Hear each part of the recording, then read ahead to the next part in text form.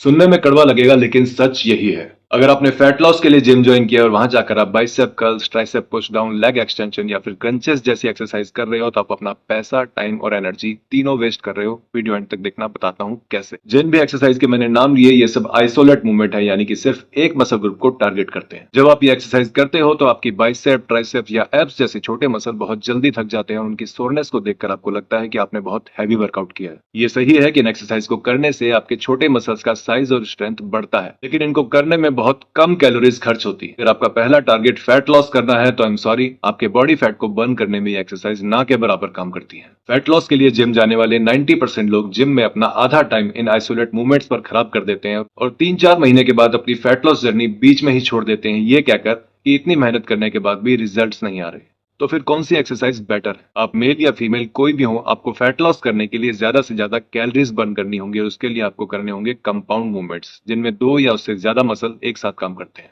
जैसे squats, deadlift, bench press, overhead press और rowing movements. Compound movements ना सिर्फ ज्यादा कैलोरीज बर्न करते हैं बल्कि ये ग्रोथ हार्मोन्स को भी बूस्ट करते हैं, आपकी मसल और स्ट्रेंथ को बढ़ाते हैं, आपके मेटाबॉलिज्म को भी बूस्ट करते हैं और ये सब वो फैक्टर्स हैं जो फैट लॉस के प्रोसेस को तेज करते हैं। इसलिए हफ्ते में 4 से 5 दिन अलग अलग वेरिएशंस के साथ कंपाउंड मूवमेंट्स करो, लास्ट में 15 मिनट का कार्डियो। और कुछ महीनों बाद जब आप इन एक्सरसाइज में अपने डिजायर्ड बॉडी वेट का लगभग 70% उठाने लगो 5 रेप्स के लिए, तब आप अपने वर्कआउट में रोज के 1 या 2 आइसोलेट मूवमेंट्स भी ऐड कर सकते हो। बीइंग अ ट्रेनर, एक सवाल जो मुझसे अक्सर पूछा जाता है वो ये है कि अगले 2-3 महीनों में मेरी शादी है, उससे पहले मैं कितना वेट लूज कर सकता हूं या कर सकती हूं। इस सवाल का मेरे पास एक ही जवाब है कि अगर आपका टारगेट 2 से 3 महीने का है तो वेट का मुझे पता नहीं, लेकिन एक चीज जो आप बहुत जल्दी लूज करने वाले हो वो है आपका सेल्फ कॉन्फिडेंस। आपको ये समझना होगा कि फैट लॉस करना सिर्फ आपकी एक्सरसाइज पर नहीं बल्कि आपकी डाइट, जेनेटिक्स और सबसे ज्यादा आपकी कंसिस्टेंसी पर भी निर्भर करता है। इसलिए अपने लिए कोई डेडलाइन डिसाइड करने के बजाय सबसे पहले